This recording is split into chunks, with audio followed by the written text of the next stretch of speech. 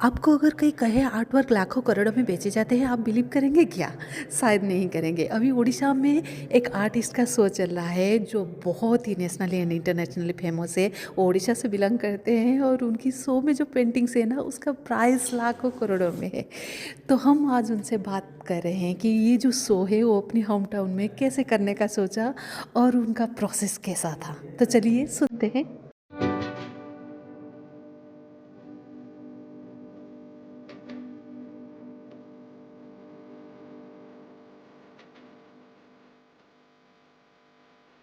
आज हमारे पास है एमिनेंट आर्टिस्ट जगन्नाथ पंडा, जिन्होंने सिर्फ नेशनली नहीं इंटरनेशनली भी एज ए आर्टिस्ट नाम कमाया है। तो आज पहली बार उनकी जो शो है उड़ीसा में हो रहा है। आज इसका नाम है the long now of us. थोड़ा सा abstract लग रहा होगा, तो हम उसी के बारे में आज बात करेंगे। ये जो शो, हमारे पीछे भी कुछ पेंटिंग्स आपको दिख रहा होगा। तो ये पेंटिंग्स का सोच उनके दिमाग में कैसे आया? जैसे कि इन्होंने भुवनेश्वर में पढ़ाई ख़त्म करके BFA from BK college of arts ख़त्म करके बड़ौदा जा रहे हैं 91-92 में। उसके बाद उनकी शो पहली बार अभी 2026 में हो रहा है। तो आपको इस टॉक पे स्वागत है। नमस्कार। नमस्कार। तो ये जो सुमित्रा। इतना सा गैप ये क्यों है? आपका जन्मभूमि भी यहाँ पर है, यहीं पे ही आर्ट कॉलेज से पढ़ाई किया है, और इसके बाद इतना सा लंबा सा गैप, और अभी क्यों सोचा आपने यहाँ शो करने के बारे में? थैंक यू सुमित्रा, ये शो पे आने के लिए और ये सारा एग्जीबिशन का काम देखने के लिए, अप्रिशिएट करने के लिए। और नहीं, ये लेट नहीं है, ये लेट नहीं है।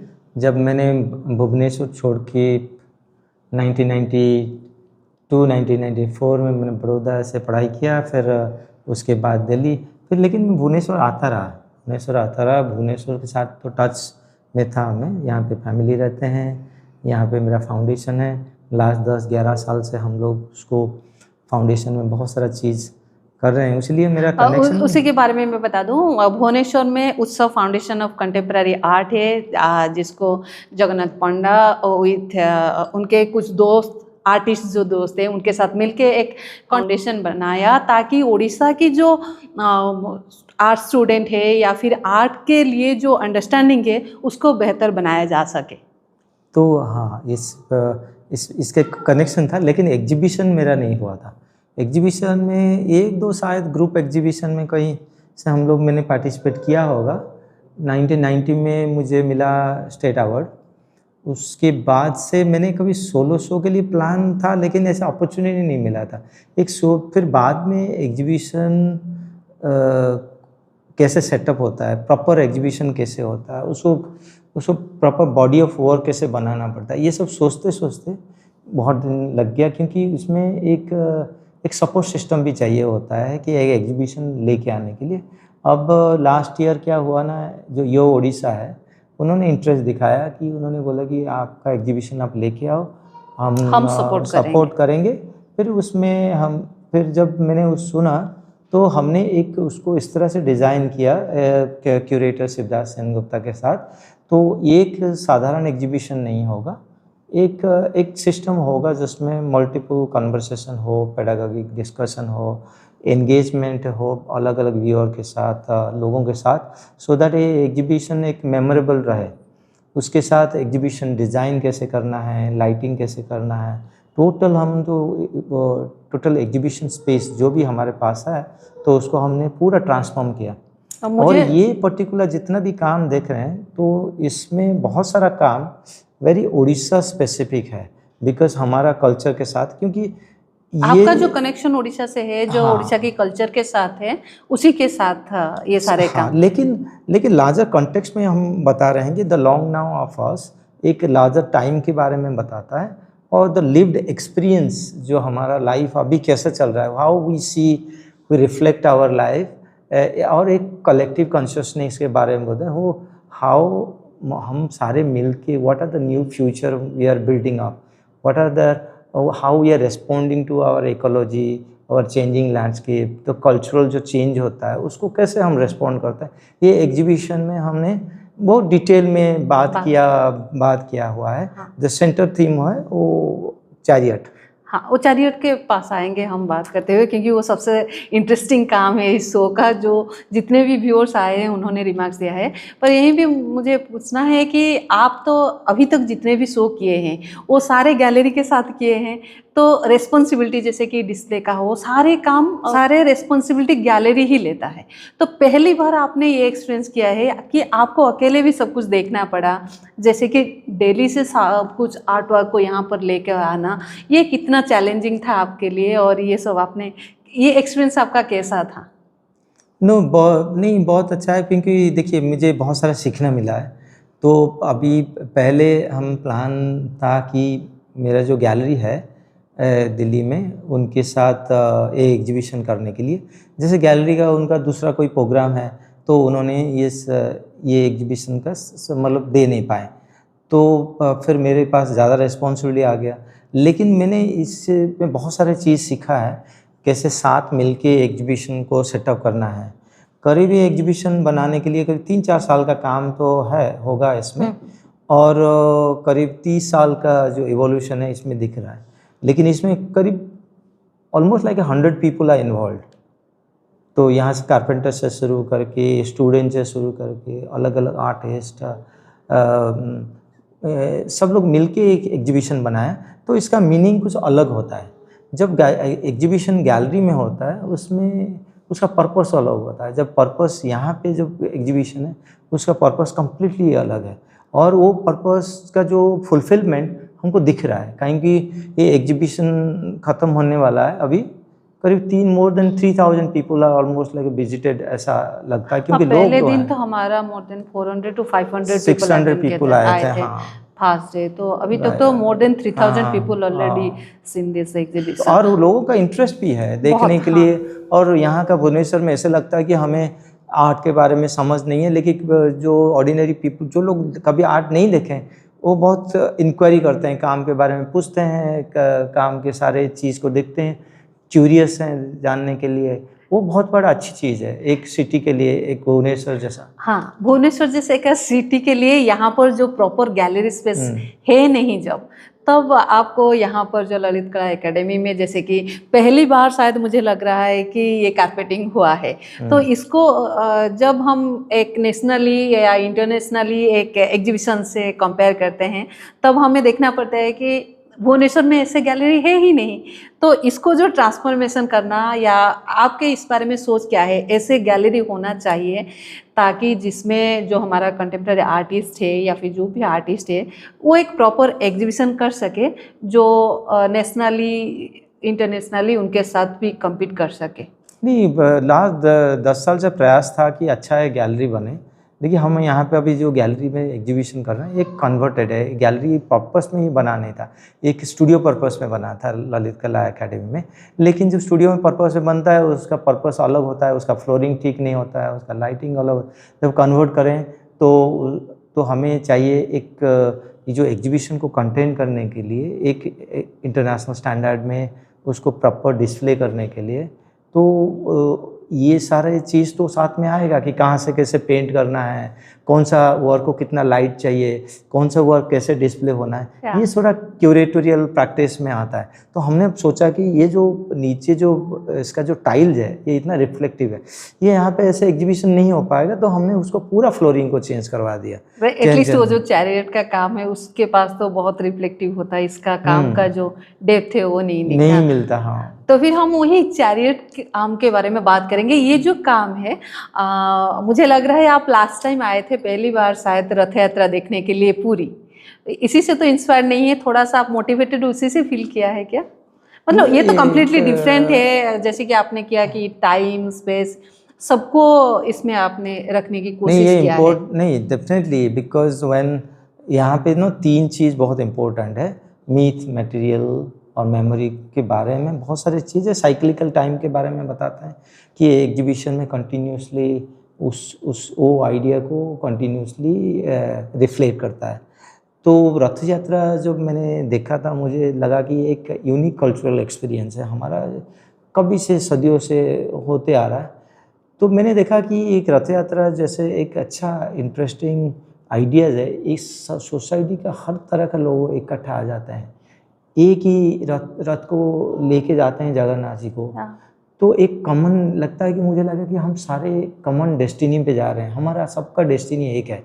हम कैसे सब मिलके अपना एक कलेक्टिव वॉइस बना रहे हैं, सबको चांस दे रहे हैं, इक्वालिटी के बारे में आता है। तो ये हमारी कल्चर में है, उड़ीसा में ही है।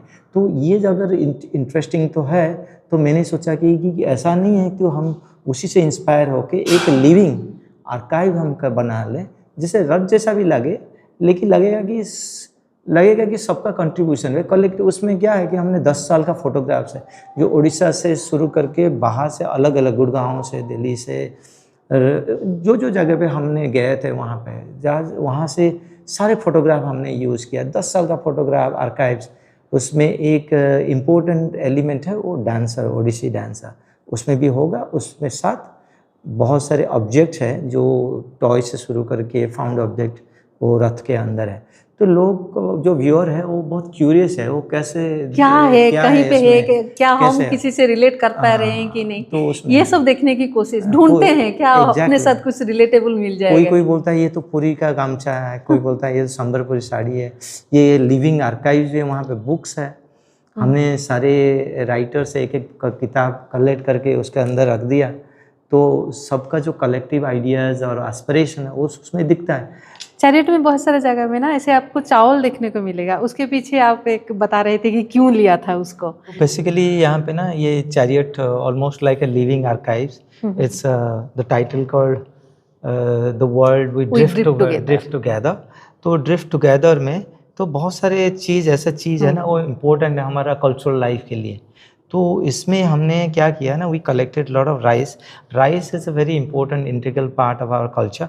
तो ये आप देख रहे हो ना ये टेराकोटा, तो जो लोग ये स्कल्पचर में मुझे हेल्प किया है सबका हाथ का एक एक मुट्ठी है, जो वैक्यूम होता है ना मुट्ठी का, हमने टेराकोटा उसमें एक मिट्टी में बना के हमने उसको पकाया और this became a more like a little fragmented piece. तो ऐसा लगेगा कि कहीं एस्कावेटेड लैंड से निकला हुआ है, कहीं से मिला हुआ है।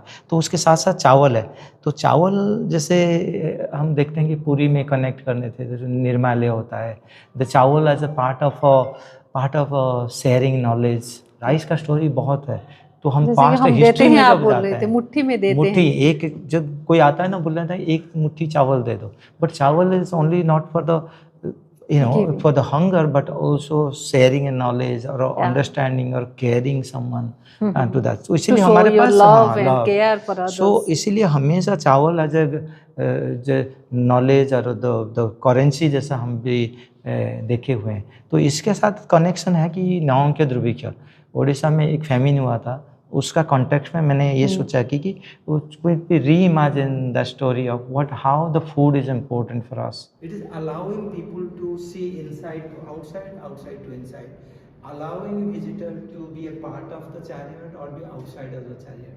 So that context, this whole chariot and build, it is a layer of thinking been engaged through this this particular artwork. This took me 6 months, a lot of people engaged, but finally you look at there are some certain objects that remind you of childhood or certain memory or something, or they can be removed, they can add. It is allowing people to see inside to outside, outside to inside, allowing visitor to be a part of the chariot or be outside of the chariot. So that context, this whole chariot and build, it is a layer of thinking been engaged through this this particular artwork. This took me 6 months, a lot of people engaged, but finally you look at there are some certain objects that remind you of childhood or certain memory or something. इसीलिए ये जो exhibition है वो purposefully जो बनाया हुआ था, जो टाइम के बारे में, जो लिव्ड एक्सपीरियंस अभी के बारे में जो बात है, और ये कलेक्टिव कॉन्शियसनेस के बारे में जो बात करते हैं, जो कलेक्टिव वॉइस के बारे में बात करते हैं, तो वो सब पर्पस मतलब दिखता है कि समय फुलफिल हो गया। लेकिन मैंने एक चीज़ इसमें देखा हूँ कि जब व्यूअर आते हैं तो मैंने उनको बताता हूँ कि आप कोई आर्ट का मतलब ढूंढो, मतलब कि इसके मतलब ये है तो ख़त्म हो गया। ये यहाँ से जब आप देखना सोचते हो तो बात, हाँ, जब कनेक्ट करते हो ये शुरू होता है, बात शुरू होता है उसको कन्वर्सेशन का, फिर आप देखते हो मटेरियल कैसे यूज हुआ है, कैसे different material have created a different voice, तो वो किस तरह से इकट्ठा एक जगह पे आके एक कॉमन ग्राउंड बनाते हैं। Those are very important thing यहाँ से देखने को मिला। इसमें वो चैरियट में भी एक इंटरेस्टिंग काम है, जैसे कि आपने एक थिएटर का एक फोटो लिया था, Right. जिसका रेफरेंस यहाँ पर मिलेगा। ये पीछे Right. जो आर्ट और दिख रहा है जिसमें रावण जटायु का वध कर रहा है, वो एक थिएटर का रेफरेंस से लिया गया है। Right. तो ऐसे आपने बहुत सारे काम में आपका रिलेशन है जो चैरियट के साथ भी उसका रिलेशन है। बहुत सारे लोग ऐसे फील कर रहे हैं कि ये सारे काम ना इंटर रिलेटेड है, जैसे कि सबका कनेक्शन कुछ ना कुछ वो जो चैरियट में इतने सारे जो थीम है, कॉन्सेप्ट है, काम है, उसके साथ जैसे है। हाँ नहीं, मैं ये तो बोल रहा हूँ कि जब मैंने कोई कहीं पे जाता हूँ, कुछ फोटोग्राफी करता हूँ, तो धीरे धीरे वो ट्रांसलेट होकर पेंटिंग में कन्वर्ट होता है, कि कभी ड्राइंग में कन्वर्ट होता है, कभी कोलाज में हो जाता है। तो उसका तो इंटरकनेक्टेड है। यहाँ से आप क्या देखोगे, पेंटिंग देखोगे, स्कल्पचर देखोगे, ड्राइंग, कोलाज देखोगे, है ना, बहुत सारे काम हैं ऐसे। कभी कभी कुछ आर्ट वर्क ऐसा भी है, आप सोच लगेगा कि ये पेंटिंग है, then it looks like sculpture it's transgress between the different medium to medium. तो ये एक इम्पोर्टेंट यहाँ पे बहुत इंटरेस्टिंग, जैसे कि आपने टेक्सटाइल का यूज किया है, टेक्सटाइल्स और ब्रोकेड। आप बोल रहे थे पहले कि आपने कैसे कलेक्ट करते हैं टेक्सटाइल और ब्रोकेड, उसका भी आपका प्रोसीड्योर कुछ है, आप जहाँ पे जाते हैं और सब कुछ ना, वो जो टेक्सटाइल आप यूज करते हैं वो यूजुअल टेक्सटाइल नहीं है, आइदर उसका कुछ यूनिकनेस है या फिर वो बहुत कॉस्टली भी होता है, ऐसे उसके पीछे का। देखिए टेक्सटाइल का कनेक्शन तो देखो, हम उड़ीसा में बहुत स्ट्रॉन्ग ट्रेडिशन है टेक्सटाइल का। जब मैंने बड़ौदा में, गुजरात में पढ़ाई किया, तो उस टाइम पे मैंने टेक्सटाइल को समझने की कोशिश की, बिकॉज गुजरात में भी अपना एक टेक्सटाइल का जो कल्चर है। तो बाद में मुझे पता चला कि एक टेक्सटाइल एक ऐसा मीडियम है, वो मल्टीपल कल्चर का जो आइडेंटिटी है वो भी रिफ्लेक्ट करता है।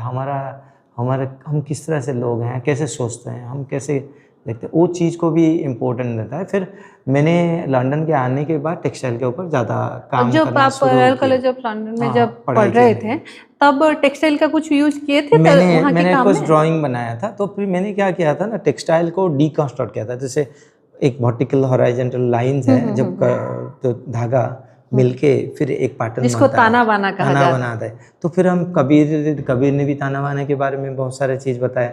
तो वो चीज़ को मुझे बहुत इंटरेस्ट, बहुत मीनिंगफुल लगा। मैंने सोचा कि ये अगर हमारे काम पे एक मटेरियल हो जाए, तो काम का जो इंटेंशन है वो फुलफिल हो जाएगा। पर लंदन के एक काम के मुझे याद है जिसमें आपने टेक्स्ट यूज किया था, जो डिक्शनरी के कट होके पूरा पतला पतला सा लाइन है, वो टेक्स्ट यूज हुआ था, एक बड़ा सा स्फीयर होके। यहाँ पर भी बहुत सारे जगह में टेक्स्ट यूज हुआ है। जेडी सेंटर में आपने जो टॉक दे रहे थे ना, वहाँ पर भी एक बताया था ना, बो लेक के, तो एक आए थे वहाँ पे, उनको बहुत इंटरेस्ट फील हुआ उसी काम में। जैसे कि टेक्स्ट जब रह जाता है ना, लोग अपने आप उससे के साथ रिलेट कर पाते हैं। एग्जैक्टली। तो देखिए टेक्स्ट का बहुत मल्टीपल पर्पस होता है, और टेक्स्ट ना ऐसे जब वो वर्ड होके आता है, तो फिर then they create a lot of new imagination हमारा।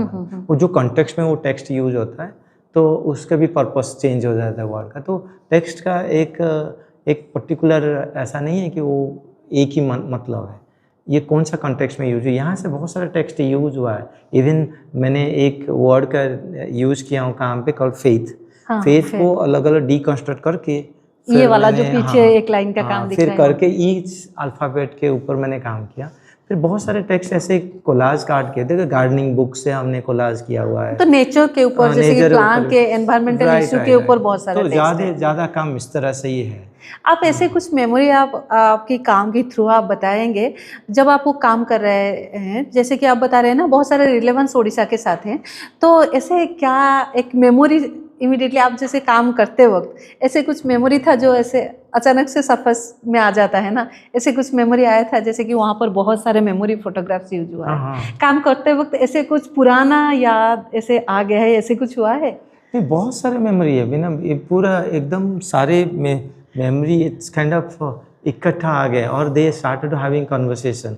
बिकॉज जब कभी ना मेमोरी जैसे हम जब आता है, उसका मीनिंग मतलब कुछ अलग होता है। जैसे मैंने साइक्लिकल टाइम के बारे में बताता हूँ, तो ये चीज़ बहुत इम्पोर्टेंट हो जाता है कि referring to our own stories और ओन मेमोरी और टाइम के बारे में। हाँ से एक तो चीज़ है, लेकिन एक काम में आप देखोगे नौंग दुर्भिक्ष द फेमिन के बारे में भी बताया गया है in context of rice food survival. जो हम जो चैरियट में देखते हैं जहाँ पर राइस के साथ बहुत सारे रखा गया है स्कल्पचर टेराकोटा का, तो उसी को लिंक किया गया है। मतलब उड़ीसा का हिस्ट्री के साथ भी कनेक्शन है, आपकी जो मेमोरीज है उसके साथ भी कनेक्शन है।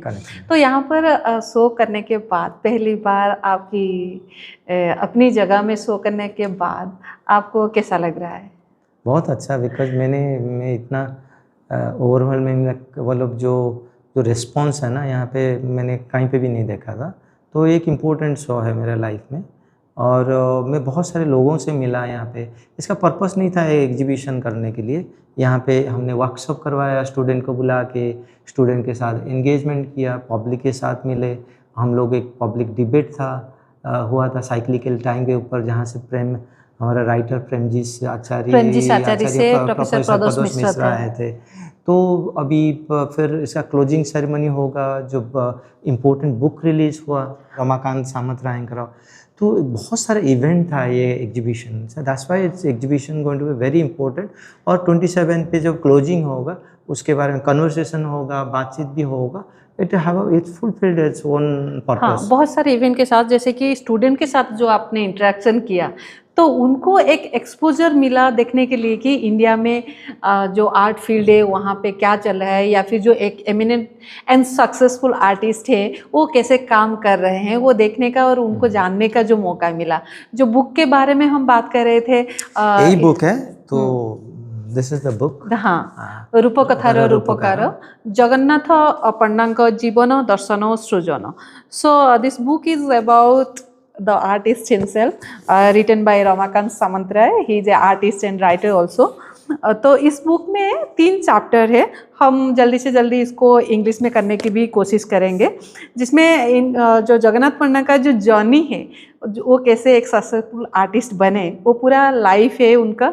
और एक चैप्टर है जिसमें है उनकी जो वर्क फिलोसफी है, और एक सेक्शन है जिसमें उनके साथ जो इंटरव्यू है ऑलमोस्ट 60 क्वेश्चन एंड आंसर्स है। 3 चैप्टर के साथ ये जो बुक, ये जो पेंटिंग है इसमें, ये भी इनकी एक पेंटिंग से लिया गया है, और ये पेंटिंग भी अभी इसी शो में डिस्प्ले हुआ है। तो ये बुक का बहुत अच्छा रेस्पॉन्स भी आया है। लोग जैसे कि आपके बारे में जान के उनको बहुत मतलब कनेक्ट फील हो रहा है कि उड़ीसा के मिडिल क्लास फैमिली से जाकर किसी को कितना स्ट्रगल करके यहाँ तक पहुँचते हैं, वो जान के। तो देखकर आपको कैसा लगा ये बुक पढ़ के, इसको जान के? बहुत अच्छा, लेकिन ऐसा लगा कि सारे मेरा चाइल्डहुड मेमोरी जितना भी है वो रिफ्रेश हो गया। और रमाकांत बहुत अच्छी तरह से इसको लिखा हुआ है, रीडर को एक मतलब एंगेजिंग करना, कि किसी ने बोले थे कि इतना अच्छा लिखा हुआ कि इसमें तो फिल्म बनना चाहिए। अच्छा।